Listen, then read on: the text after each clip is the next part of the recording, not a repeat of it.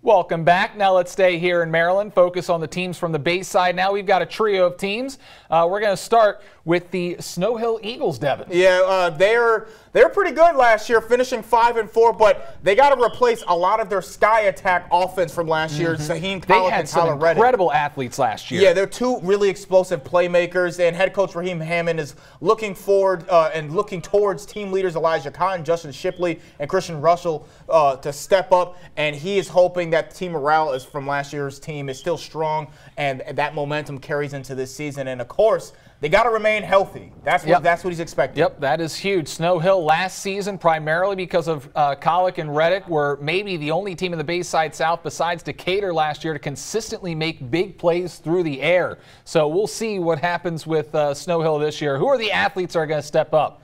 We'll find out. Yeah, now Snow Hill is not the only one trying to make improvements in this season. Washington head coach Alec Mexner will need to replace seniors such as their starting QB and running back Braden Corbin and Kyle James, along with 9 other seniors. We know the history of Washington. They haven't won a game in years, but they are slowly but surely, like the snail in the race, improving in the right direction. Culture is a top priority, trying to build from the foundation up, and with the help of team leaders like Jaquan Smith, DeVell Morgan, Gladmir Mandron, and James Lee and Jacob Smith, all those guys are trying to lead Washington to hopefully get a win this year. Yeah, and with Washington, these kids, I love watching these kids go out and practice because they're not doing anything easy out there. The program investing in new equipment for these kids, that's something that can really help them with what they're trying to accomplish at Washington, trying to boost the morale, which is just returning to relevance. Metzner believes that the coaching staff, along with 4 returning offensive linemen, can help with the struggles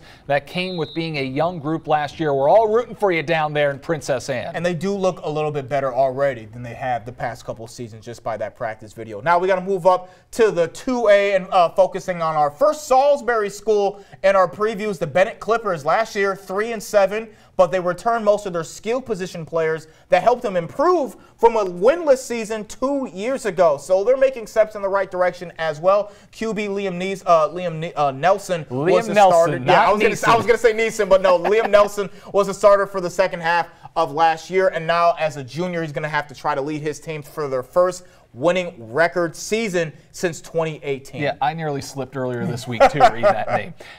He'll have one of the best weapons in the Bayside, Zakai Smullen, but head coach Greg Lazinski says the focus of the team right now is in the trenches, getting his almost completely new offensive line ready for prime time. So that's going to be a big challenge for Bennett this year when you've got a lot of new offensive and defensive linemen. And, you know, it could be one of two things. Either he's not going to get any time, or he's going to be able to get some time to throw it out and maybe a lot of bootlegs. Make a lot of plays. A lot of bootlegs. They'll make a lot of plays on the outside. Now, coming up after the break, a new system is being used to help break language barriers in 911 call centers. Hey, Coach James Jackson from the Conner Richardson football team, and you're watching Delmarva Sports Insider.